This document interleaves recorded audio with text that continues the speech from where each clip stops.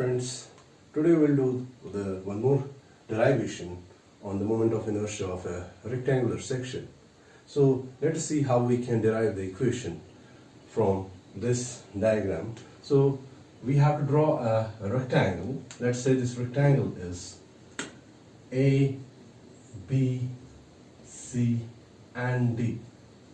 And if we draw the two centroidal axes, the two centroidal axes are x-axis and y-axis. So both these axes are passing through this centroid. Fine. And this rectangle has its width that is equal to b,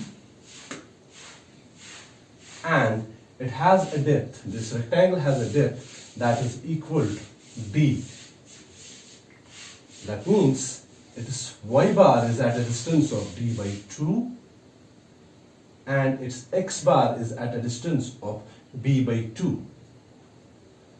And we are also taking in consideration we will have a little elementary strip of this rectangle. We'll take a slice of this rectangle. That elementary strip has its depth, that is dy.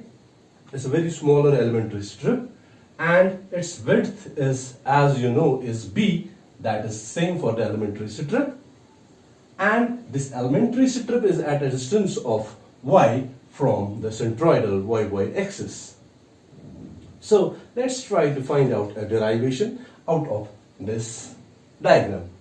So first we'll try to find out the moment of inertia of this elementary strip about the x-axis. So that is moment of inertia of elementary strip about x-axis. So let's try to find out that. What is that? But as you know, the moment of inertia that is equal to area, that's equal to area and square of the distance from the centroidal axis of this elementary strip. And then we'll try to find out what is the area. So area of elementary strip. What is the area of the elementary strip? Let's take that as dA, because it's a smaller area, so we'll take dA. So that is equal to breadth and its depth, that's dy. This is the area of the elementary strip. Now if we substitute this in the above equation, let's substitute the area of the elementary strip in the above equation. So we are getting b into dy into y square.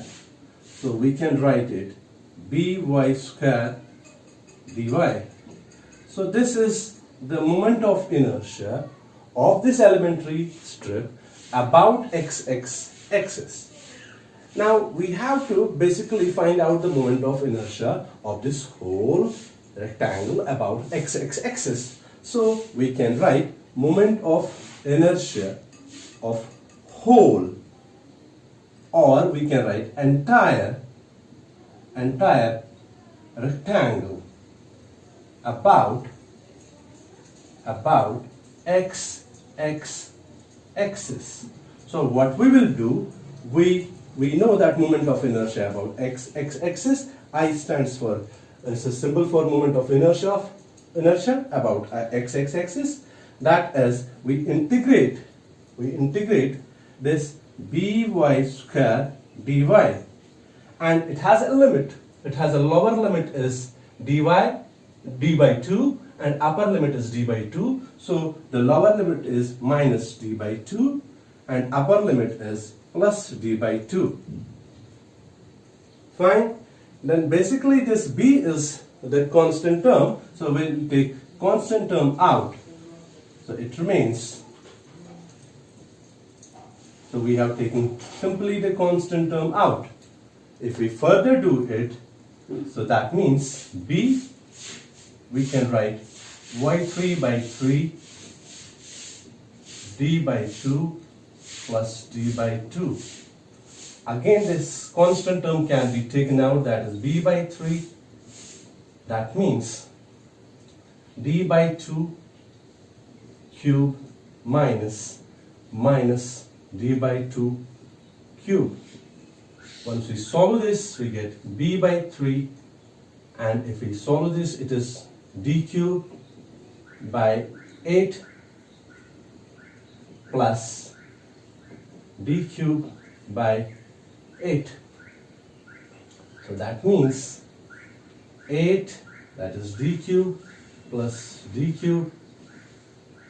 That means the answer is moment of inertia about x-axis is bd cube by 12. So this is the moment of inertia of this rectangular section about x-axis, that is which we have derived bd cube by 12. Now, if we would like to find out about ix-axis, so what is the moment of inertia of this rectangular section about y-axis? This was about x-axis. Now if we try to find out about y-axis, it is same. Only what we have to do about y-axis, we have to reverse these two terms. So d will come first and b will come later. So b will have q, sorry, d will come first and b will come later. That will have q divided by 12. So this is moment of inertia of a rectangle about y-axis.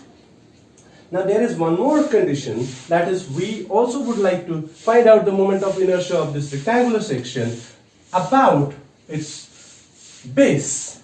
That base is, let's say it is DC. So now this whole rectangle is rotating about its base, not about its centroidal axis. Now in this case you students have to find out that now there are two axes which are parallel to each other. The x-axis is exactly parallel to DC axis. So in such cases, we have to apply the parallel axis theorem. What parallel axis theorem says, so how we can find out that, so now we will try to find out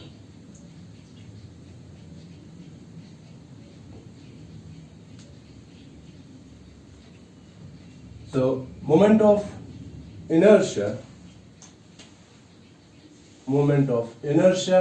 of a rectangle about its base. The axis is IDC. So as I said, there are two parallel axes. In such cases, we have to apply the parallel axis theorem. The parallel axis theorem is that is moment of inertia about its centroidal axis, the sum of, and it's the product of area into h square. So now this area here is area of the whole rectangle, and h is here the distance between the two axes, x-axis and DC axis.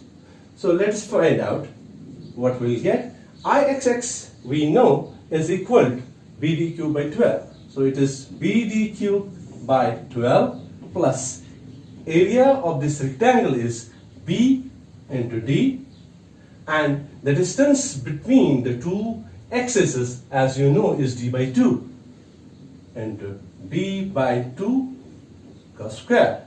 So if we open up this, we'll get this bd cube by 4, so that means 12 bd cube plus 3 bd cube, that means 4 bd cube divided by 12 bd cube by 3. So this is moment of inertia of this rectangular section about its base axis. That base axis was DC. So it is equal to bd cube by 3. I hope guys you understood this smaller derivation, and hope you will share this video and like the video and be with me for future videos. Thank you very much, students.